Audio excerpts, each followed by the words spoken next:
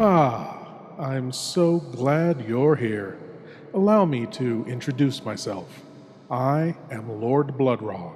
I host horror and science fiction films on my TV series, Lord Blood-Rah's Wrackin Theater, but here, in this cool, intimate darkness, I'll be presenting tales of horror and the uncanny solely for you, alone. In this auditorium within your mind, you will coalesce the settings and the players from the ether of your imagination. Your terror will be your own creation. This is the sorcery of sound, the subtle magic of old-time radio, horror.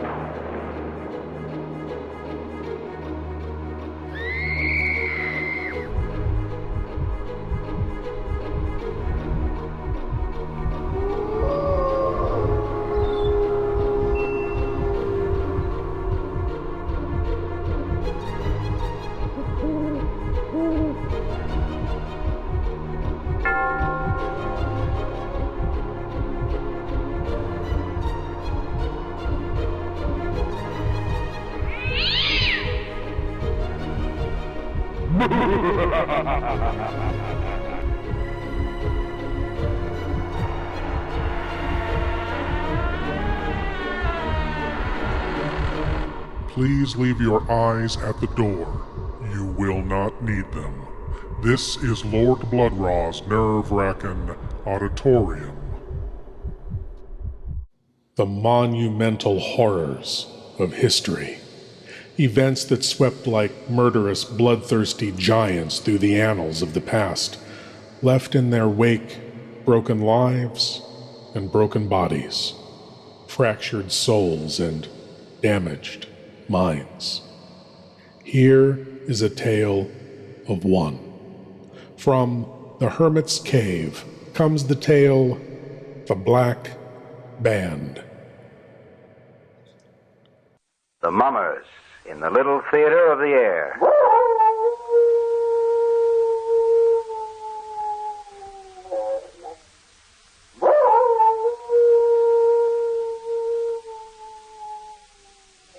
Now, the Hermit is ready.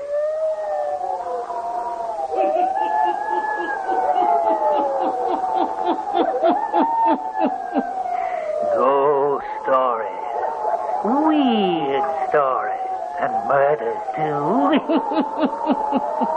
The Hermit knows of them all. Turn out your lights. Turn them out. Have you heard the story? The Black Band, eh? Then listen while the Hermit tells you the story, just as it was told to him.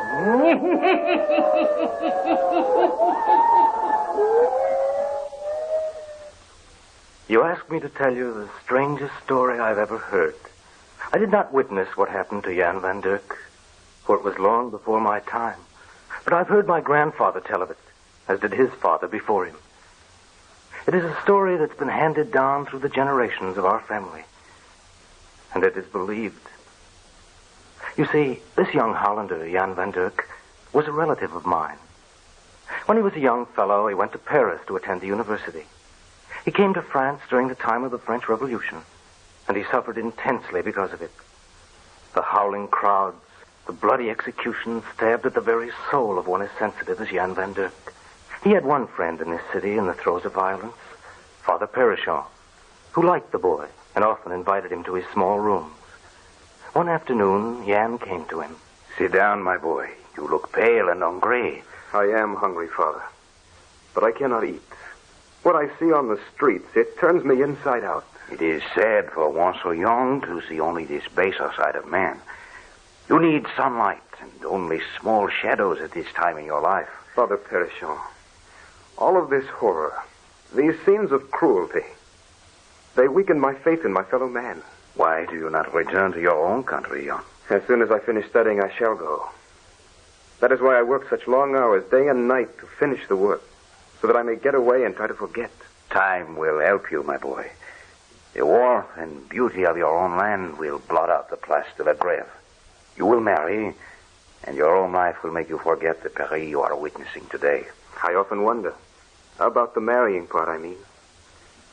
You see, Father, I admire beauty so much. I know. Since I can remember, I've dreamed of only one woman for me. She is so beautiful, this girl I dream about. I don't think I can ever find her in real life. It is the beauty of soul that counts you. Oh, I know this girl I dream of has a soul of beauty, Father. Come, my boy. Let us eat of the little I have to offer. Outside of the visits with Father Perichamp, Jan was a recluse, spending most of his time in the libraries, always surrounded with people, yet always alone, an escape from the realities of the present. One night he stayed in the library late. While there, a storm arose.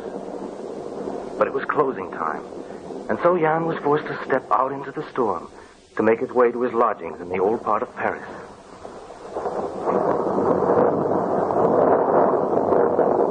The lightning gleamed and the thunder rattled loudly through the narrow streets.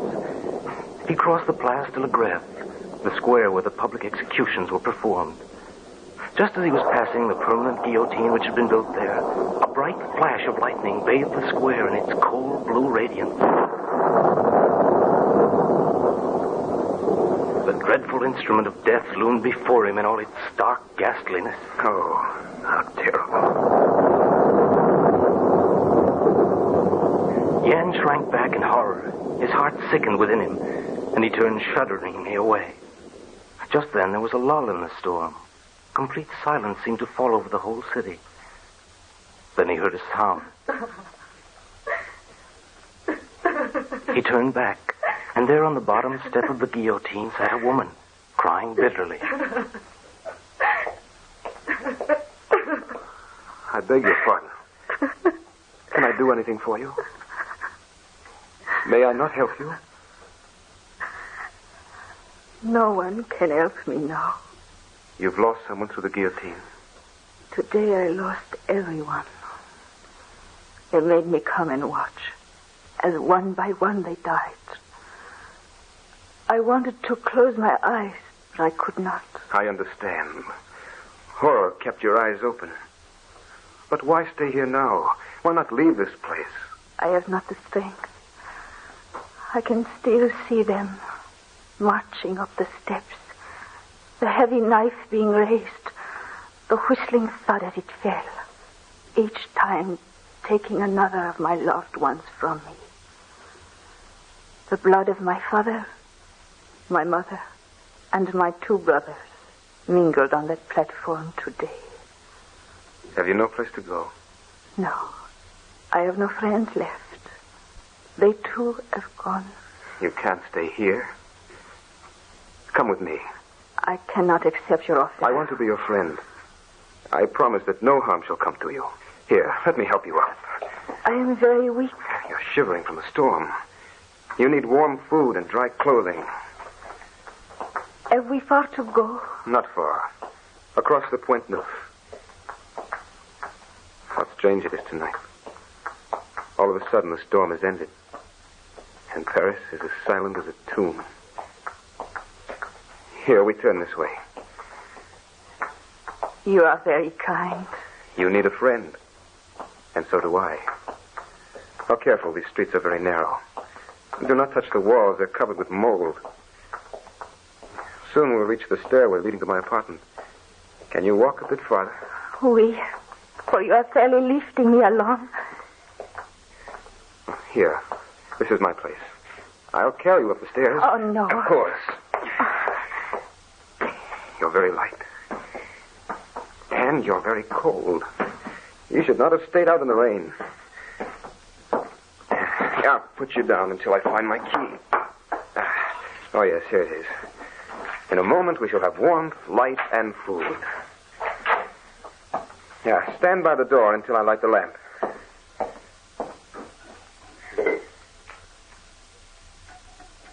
Yeah, there. That's better. Now, come in, please. Now, sit down over here, and I will light a fire. Over here. What is wrong? Why do you stare? Sit here. I I will have a fire going in no time. Then I will fix you coffee. I do not know why you are so kind to me. You are alone and lost. And so am I. Draw up closer to the fire now. Why do you still stare at me so strangely? May I tell you that you are very beautiful. All my life I've dreamed of someone just like you. I feel as if I had known you for a long, long time. You're safe now. You need fear no longer. It may be dangerous for you to arbor me. I am an aristocrat. I'm supposed to be an enemy of the revolution. You may find yourself in prison for giving me shelter. I'm not a Frenchman. They won't put me in prison. But I am an aristocrat. Yes, I know. I could tell. Not only from your beauty, but the black velvet band you wear about your throat. It has a diamond brooch of rare and costly design. It is all I have left. Will you tell me your name? Marie. And I am Jan van Dirk. Marie, I'll not let them find you. If they do, they will put me away where you will never see me again. Listen to me. I am earnest and sincere. All of my life I've been searching for you, Marie. Will you marry me? Oh, no. As the wife of a Netherlander, they can't touch you. You only pity me. I love you. I want you to marry me, Marie. It is true. I do feel that we met a long time ago. And so do I. I've dreamed of you. I've spoken with you. I've looked into your eyes before. But it is all impossible. Say my name, Marie. Jan. Jan. It is not impossible. I want to marry you because I love you. Perhaps you will not want me to be your wife when I tell you what happened to me today. I don't want to hear it.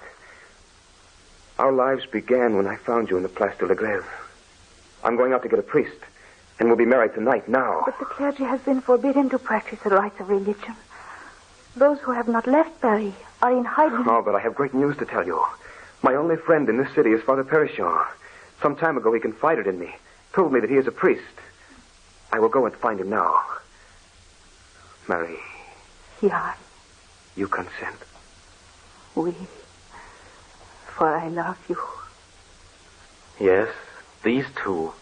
One who had suffered untold horrors that day, and one revolted by the tragedies all about him, met on a dark night. Met and found that they believed they had known each other during some other hour. Met and fell in love on sight. Jan looked into Marie's soft brown eyes, gazed on the pale face, and knew that she was the girl of his dreams. With her consent to marry him, Jan rushed out into the dark night, now silent, foreboding, as if the black skies were mourning for the dead. Finally, he arrived at the door of Father Perichon. He knocked. There was no answer. He tried again. Then he saw a wisp of light through the darkened door. Father Perichon, it is I, Jan. Step inside, my boy, quickly. Father, I want you to come quickly. I found her. Found who, my lad? The girl of my dreams. I found her tonight. I want you to come and marry us now. Father, don't ask me any more questions. Come with me now and marry us. It's over. We're married. You belong to me now. Oui. For as long as he permit me to stay. He? Whom do you mean? Death. His shadow is always hovering over me. Why do you keep speaking of death? You're not going to die. We have years and years of life and happiness ahead of us. I wish it were so. Oh, how I wish it. Marie, come to the window with me.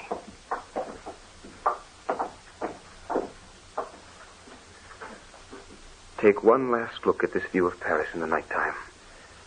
For I'm going to take you out of this city of death and terror, out into the country where we can live in happiness and peace. If it could only be so. I'm going to make it so. Tomorrow morning I'm going out into the country and find a little villa, away from the blood and the hate, out into the sunshine, Marie. It will purify us. If you could do that, Jan, perhaps. No. It would make no difference. The angel of death is forever with me. You must not talk so. I will find the villa. Marie smiled wistfully. Somehow it gave Jan the hope that she would someday forget all the horrors and sorrow which now held her in their grip. They sat at the window looking out over the sleeping city. They sat silent till the gray of dawn came into the sky, until a rosy haze was over the east. It was then that Marie's fears came back twofold. She was alarmed, quickly agitated. Jan, if you are going into the country, go now. Go now. I will wait until the sun comes up. No, it will be too late. Too late, I tell you. Go now at once. You really wish it? What do you fear? You know, they will find me. Never. And they cannot harm you. For you are Madame Jan van Dirk, a Netherlander. Oh, Jan. All right, my darling. I will go now. For the sooner I go, the sooner we will be away from all of this. Oui. You will be here when I return. You promise? I promise. Then I will start at once. By nightfall of this day, we will be away from here, you and me, starting a new life in the world of peace. Marie, you and I in the world of peace. Jan left. He walked out into the country. He had no trouble finding a charming place. A little house set in a lovely garden, the whole property surrounded by a high wall. Jan knew that here Marie would forget and be happy again. He rushed back to Paris as fast as he could and up to their little apartment. Marie! Marie! Threw open the door. Yes, she had kept her word. She was there waiting for him. Exhausted from the tragedies of the day before, she was lying across the bed, head hanging over the edge, one arm thrown over her face. Marie, I found it. I found the most beautiful place you ever saw. A place far from this city of unhappiness. A place that will be heaven for us both. Wait until you see it. Wait till we... Marie? She doesn't move. She's not breathing. Her hand is cold. No pulse. No pulse. Marie! She's dead. She's dead. Help! Help! She's dead. She's dead. Marie, she's dead. Help!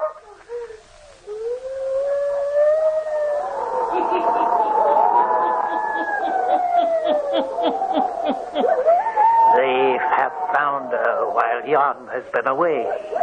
They have killed her. Who has done this thing? Will Jan find out, eh? The Hermit will tell you before the night is done.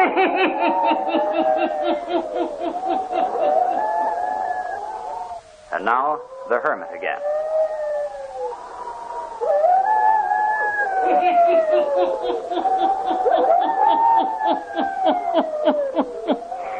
And now he who tells us the strangest stories ever heard goes on, tells us of what befalls Jan van Dirk after he finds Marie lies dead.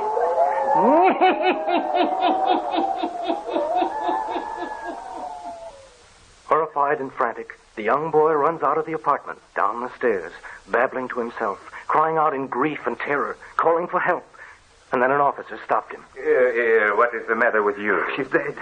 She's dead. I went to the country. I came home and found her dead. Who is dead and where? My wife. She's up in our apartment. Come, I will show you. You are not a Frenchman? No, my wife. Someone has killed her. Get hold of yourself.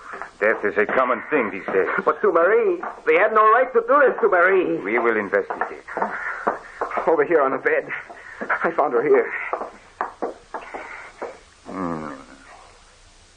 She is dead, all right. You say you left her alive and then found her like this when you come back from the country? Yes. Are you sure you did not kill her? No. No, I loved her. I loved her more than anything in the world. Let me get a good look at her. What is it, officer? What is the matter? How long have you known this woman? I met her last night, but I've known her forever. I met her last night. We were married a few hours later. You were married last night? Yes. Not a week ago, not 2 days ago, but last night. Yes. Sit down in this chair. You are half crazed. Sit down and let me talk. Here. Now, listen. Listen carefully. I saw this woman yesterday near sunset. I know who she is. She's the one I love. She's gone forever. Listen. I was stationed near the Place de la Grève. You saw her as I did, weeping. I will tell this story if you will listen. Down the street near sunset came the howling mob.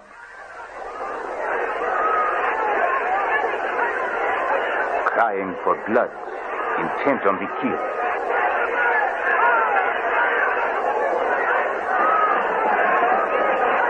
And down the street came the tombe, carrying its victims. Aristocrats whose time had come. The family of Lafarin, and the crowds following them.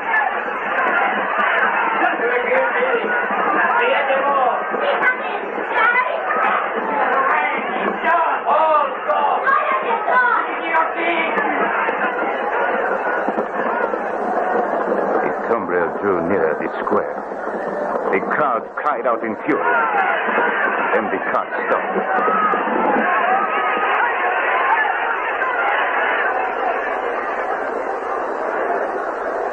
No! Take me first! Take me first!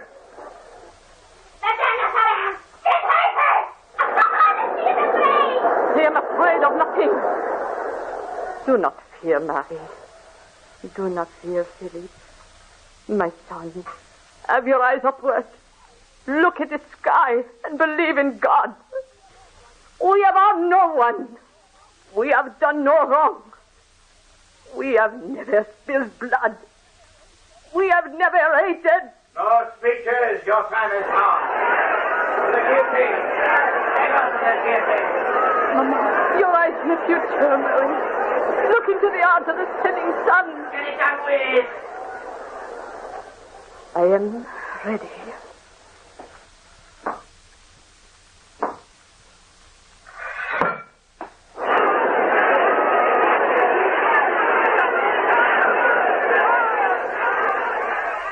One by one, the family of Monsieur Lafarin walked up to the guillotine. First Madame, then the boys.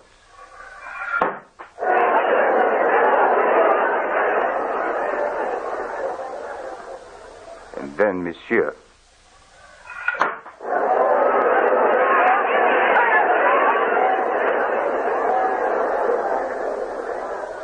And then the daughter. She stood there, her head held high, her eyes on the sun, now almost gone. The crowd was silent for a minute. She seemed to frighten them. There was a pause, and then...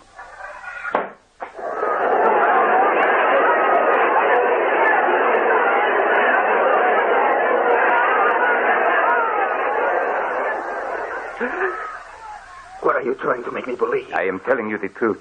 I stood at the foot of the scaffold yesterday when this woman in your rooms was guilty. No. She was alive when I left her early this morning when I went to the country.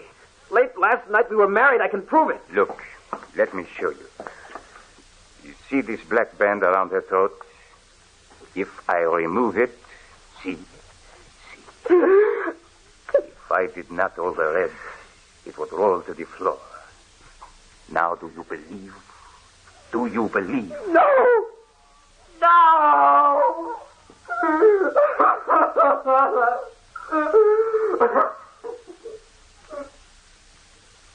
A fit of hysteria overcame Jan.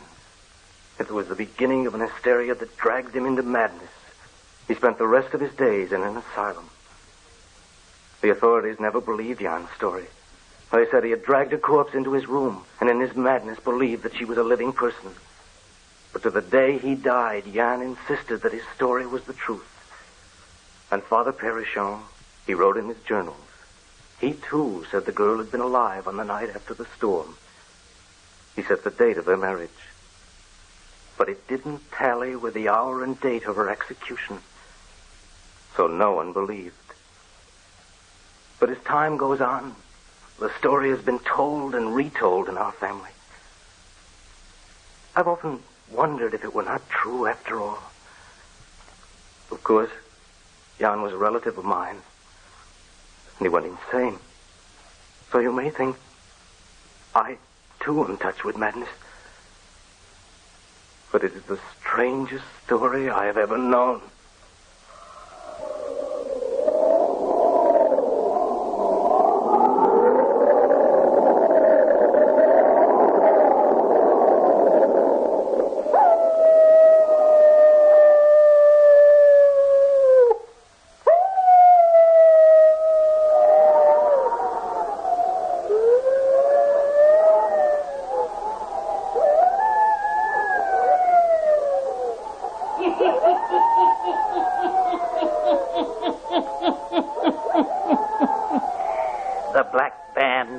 down Marie's throat for a purpose, eh?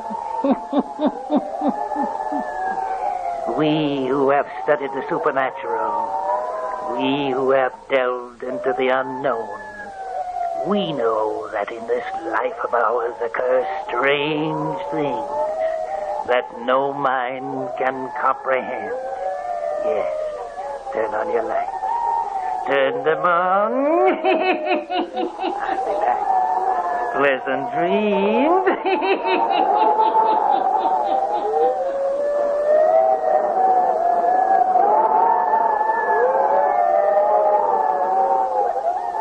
All characters, places, and occurrences mentioned in the Hermit's Cave are fictitious, and similarity to persons, places, or occurrences is purely accidental.